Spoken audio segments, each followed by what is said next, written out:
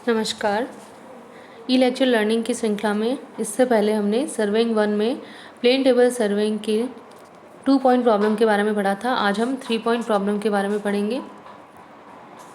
तो जैसे कि 2 पॉइंट प्रॉब्लम में किन्हीं दो नॉन पोजीशन वाले पॉइंट्स तथा ऑक्सिलरी स्टेशन की हेल्प से हम क्या करते हैं, प्लेन टेबल की पोजीशन को एस्टेब्लिश करते हैं, करेक्ट पोजीशन को।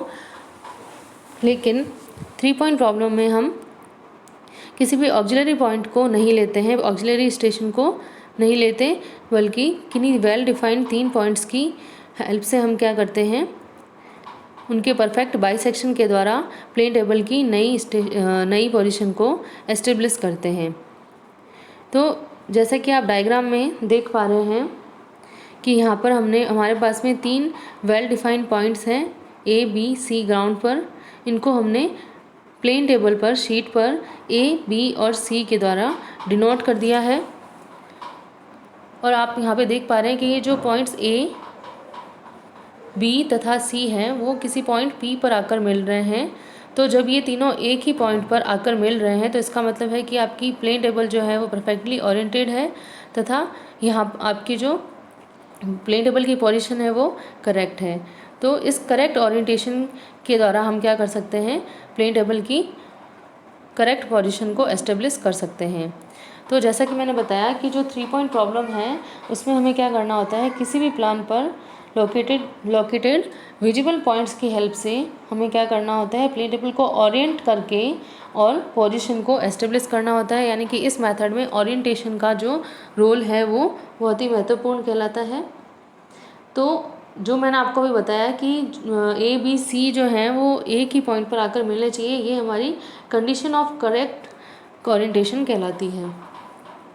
तो अब हम 3 पॉइंट प्रॉब्लम जो है उसको फील्ड में 3 मेथड्स के द्वारा सॉल्व कर सकते हैं। पहला मेथड होता है हमारा मैकेनिकल मेथड, दूसरा है ग्राफिकल मेथड जिसमें कि हम बेसल मेथड को यूज़ में लेते हैं, और थर्ड है हमारा ट्रायल एंड एरर मेथड जो कि लेमन मेथड कहलाता है।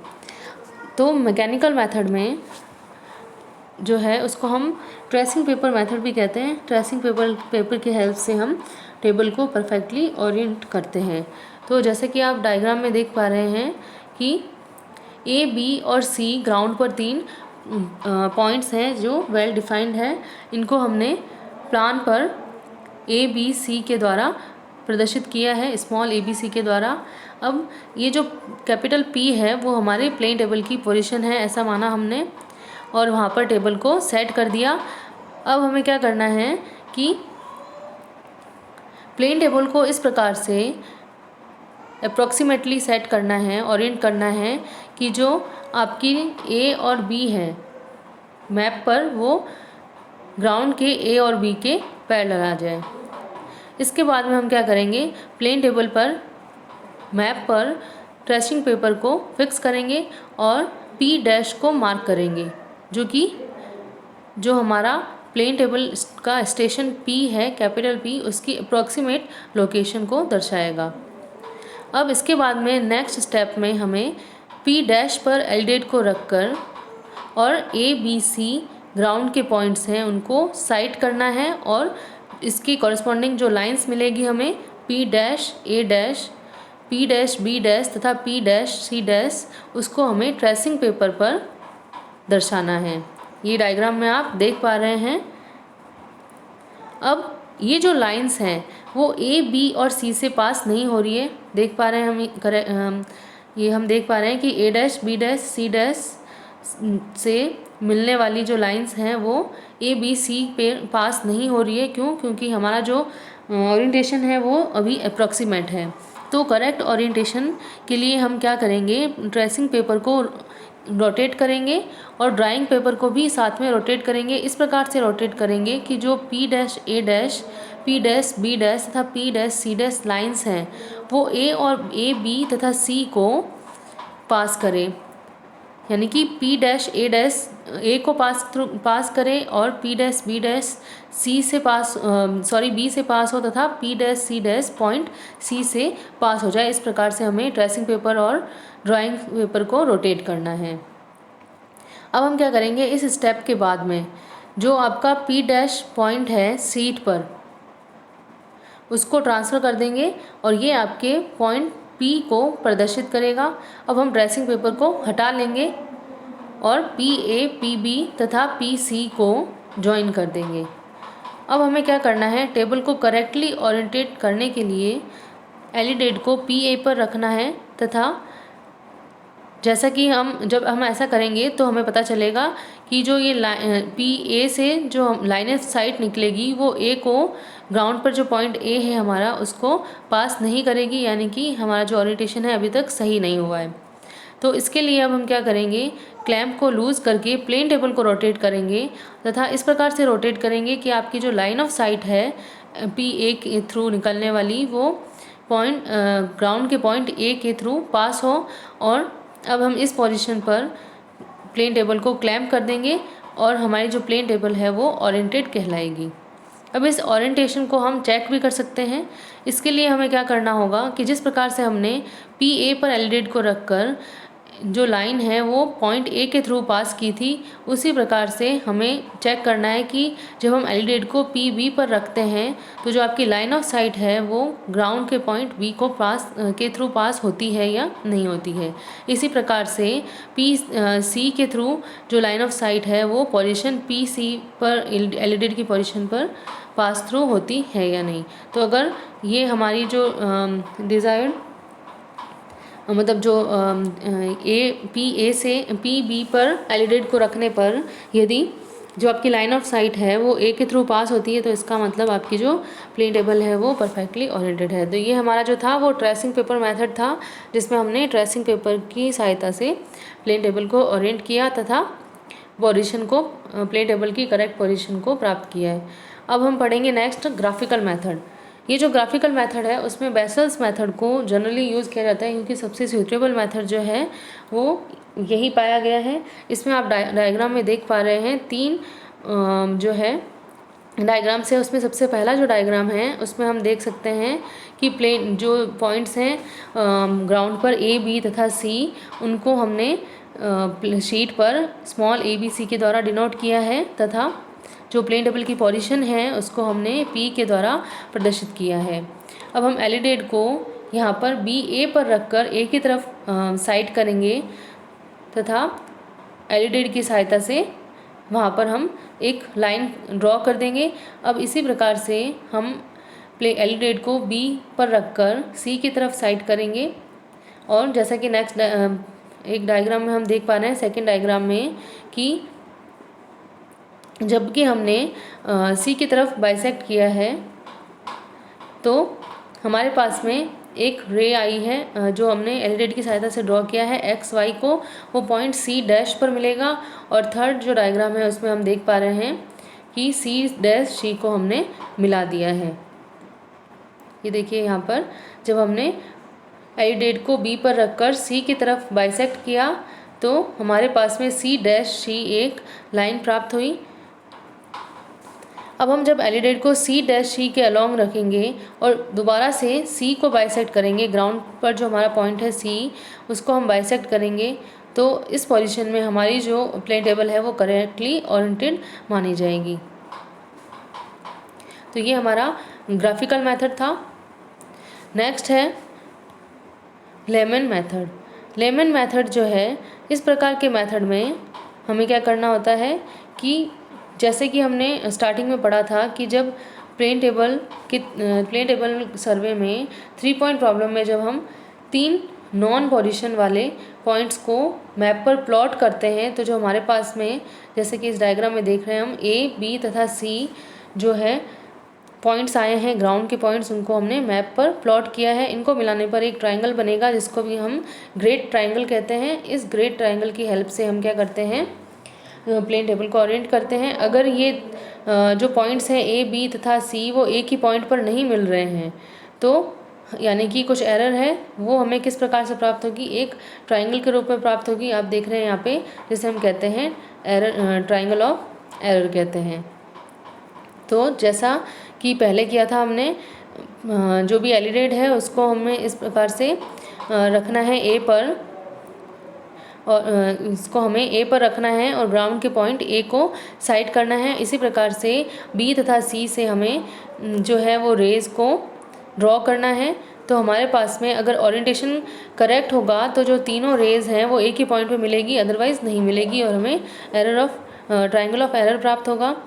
जो आपका ट्रायंगल ऑफ एरर बनता है वो हमें आगे की ओरिएंटेशन का आइडिया देगा।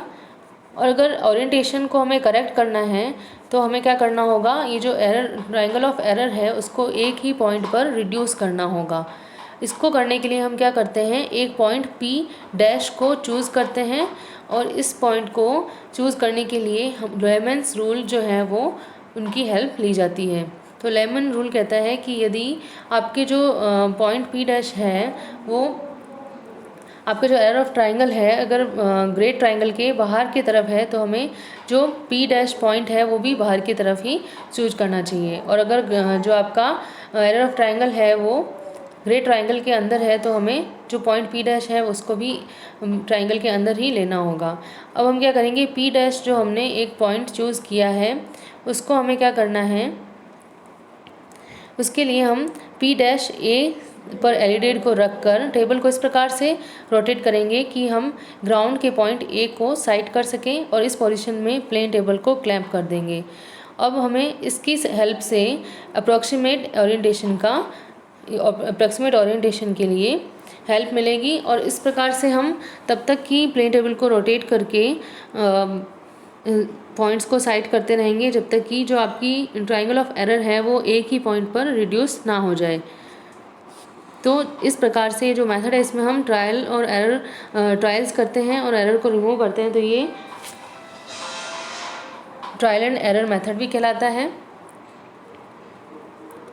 नेक्स्ट हम पढ़ेंगे कि प्लेन टेबल सर्वेइंग में एरर्स कौन कौन सी आती हैं। प्लेन टेबल सर्वेइंग में एरर्स जो है वो इंस्ट्रूमेंटल फॉल्ट के कारण भी आ सकती है, या जो हम पॉइंट्स को प्लॉट कर रहे हैं उस वक्त भी एरर्स आ सकती है, या साइटिंग में किसी प्रकार की एरर जो है वो आ सकती है। तो जब हम किसी भी साइटिंग में जो एरर आएगी उनमें बोर्ड की हॉरिजेंटलिटी जो है उसके कारण भी एरर हो सकती है, डिफेक्टिव साइटिंग की वजह से प्रॉब्लम आ सकती है, तथा ओरिएंटेशन के डिफेक्टिव होने की वजह से भी प्लेन टेबल सर्वेइंग में एरर्स आ सकती हैं। इसके अलावा अगर हम साइटिंग करते वक्त बोर्ड की मूवमेंट को अगर हम कंट्रोल नहीं कर पा रहे हैं तो भी एरर्स जो हैं वो प्राप्त हो सकती है। इसके अलावा अगर हमने जो सेंटरिंग की है, जैसे कि हमने पढ़ा था प्लेन टेबल की स्टार्टिंग में कि प्लेन टेबल सर्वेइंग के जो स्टेप्स हैं उनमें ओरिएंटेशन, सेंटरिंग, लेवलिंग ये सब इंक्लूड होते हैं। तो ये जो तीनों ही हमारे जो स्टेप्स हैं, ओरिएंटेशन है, सेंटरिंग है तथा लेवलिंग है, अगर इन तीनों में किसी प्रकार की त्रुटि रह जाती है तो वो एरर के रूप में सामने आती है। तो मैं अगर बात करती हूँ कि सेंटरिंग के कारण अगर एरर की बात करते हैं हम, तो जैसे कि डायग्राम में आप देख पा रहे हैं कि ए बी दो पॉइंट्स हैं तथा प्लेन टेबल की जो पोजीशन है उसको हमने कैपिटल P के द्वारा प्रदर्शित किया है और पॉइंट्स A और B को हमने प्लॉट कर दिया मैप पर। इसके लिए हमने क्या किया कि जो प्लॉटेड पोजीशन थी P उसको हमने प्लेन टेबल पर मैप पर स्मॉल p की सहायता से प्रदर्शित किया और बाद में हमने ये देखा कि ये जो पोजीशन P है वो एक्चुअल में P डैश की जगह होनी चाहिए थी। तो जो हमारे पास में जो एरर आ जाएगी वो आ जाएगी E, जो कि P डैश P के बराबर होगी। और जब हम एंगुलर एरर की बात करेंगे तो वो किसके बराबर होगी, APB माइनस स्मॉल APB के बराबर होगी, जिसको हम अल्फ़ा तथा बीटा से प्रदर्शित कर रहे हैं। तो जब हम ये जो हम डायग्राम में देख पा रहे हैं, हमने दो परपेंडिकुलर बाइसेक्टर्स ड्रॉ किए हैं AP तथा BP पर। इसको जब हम अच्छी तरह से कंक्लूड करेंगे तो हमारे पास में देख पा रहे हैं हमारे पास में फैक्टर्स आएंगे E और S। यहाँ पर जो S होगा वो फ्रैक्शनल स्केल है। जो ये फ्रैक्शनल स्केल है तथा E है मीटर्स में, इनको हमें क्या करना होता है, जब भी हम सर्वे कर रहे हैं तो स्केल को इस प्रकार से हमें चूज़ करना होता है कि जो आपकी एस तथा ई है वो किसके बराबर होना चाहिए, 0.00025 मीटर से कम होना चाहिए, तभी हम क्या कर सकते हैं, एरर को रिड्यूस कर सकते हैं। तो यहाँ पर ई तथा एस क्या है उसके बारे में देखेंगे हम, कि डायग्राम में हम देख सकते हैं कि जब हमने दो परपेंडिकुलर्स डाले ए पी तथा B P P dash point से, जो कि एफ तथा जी पर जाकर मिलते हैं, तो पी डैश एफ हमारे पास में किसके बराबर होगा, ए पी के बराबर, A P into sine alpha, और पी डैश जी किसके बराबर होगा, B P into sine beta के। यहाँ पर पी डैश एफ तथा पी डैश जी जो हैं उसको हमने ई के बराबर माना, ई मीटर जो कि मीटर्स में होगा, तथा एस जो है वो हमारा फ्रैक्शनल स्केल है, यानी कि उसको हम आर एफ से प्रदर्शित करेंगे। अब ये जो दो इक्वेशंस हमारे पास में आई है, इससे हम देखेंगे कि जो ए डैश ए क्या है, हमारी एरर है। जब हमने पॉइंट पी एक पोजीशन मानी थी, ये पोजीशन हमारी करेक्ट नहीं थी, जब पी डैश होनी चाहिए थी, तो हमारे पास में जो करेक्टेड पोजीशन थी उससे जो रे आ रही है, तथा जो रे हमारी इनकरेक्ट पोजीशन के कारण आ रही है, उनके बीच में जो दूरी है वो हमारी क्या होगी, एरर होगी, जो कि हम ए डैश ए तथा बी डैश बी से प्रदर्शित कर रहे हैं। तो ये जो ए डैश ए तथा बी डैश बी है वो 0.00025 मीटर से कम होनी चाहिए, तभी हम जो हमारी जो प्लॉटिंग है वो प्रिसीजन के साथ में होगी, और जो एरर है उसको हम रिमूव कर पाएंगे। तो ये हमने पढ़ा कि 3 पॉइंट प्रॉब्लम क्या होती है, तथा सर्वेइंग प्लेन टेबल सर्वेइंग के दौरान कौन कौन सी एरर्स आ सकती है उनके बारे में हमने पढ़ा। यहाँ हमारा जो टॉपिक है प्लेन टेबल सर्वेइंग वो कंप्लीट होता है। नेक्स्ट जो हमारा ई लेक्चर लर्निंग की जो ई लेक्चर होगा उसमें हम जो माइनर इंस्ट्रूमेंट्स हैं उनके बारे में पढ़ेंगे।